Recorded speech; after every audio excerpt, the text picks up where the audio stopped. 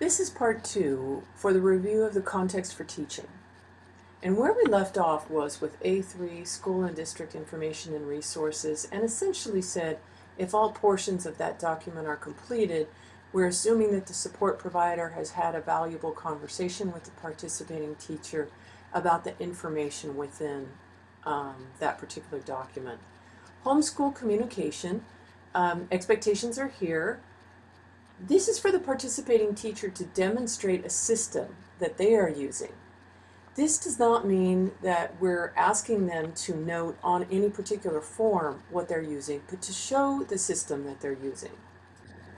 This is why, as you will note on this particular document, this used to be a form with student names and contact information.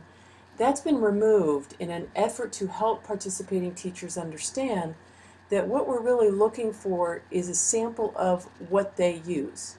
However, what's been added to this is this sentence right here. Please explain how you document communication with families and provide a sample.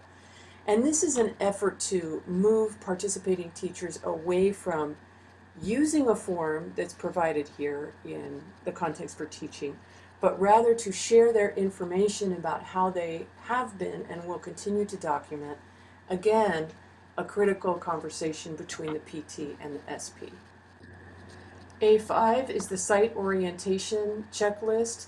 This is intended to promote a conversation between the PT and the site administrator about their specific site in which they teach.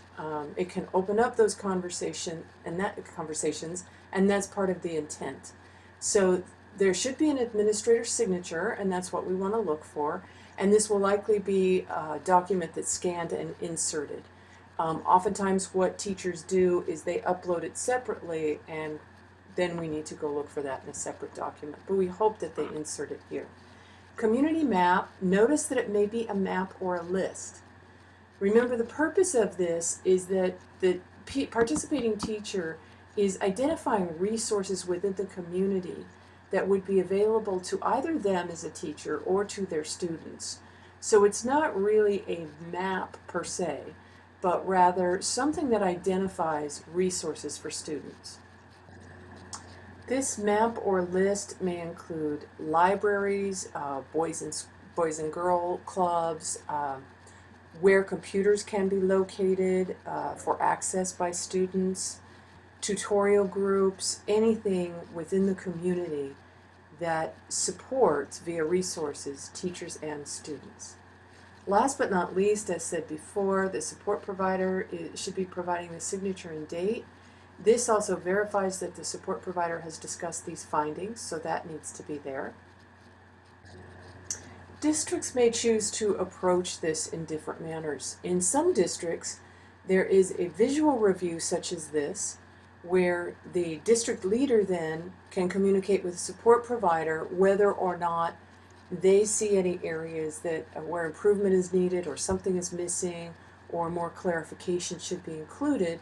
And then the participating teacher then can go back and review that with the support provider. However, other districts use their fact verification review time for you as a reviewer, as the district lead, or another support provider to be able to sign off and sign this particular form. So really, portions of that are up to you.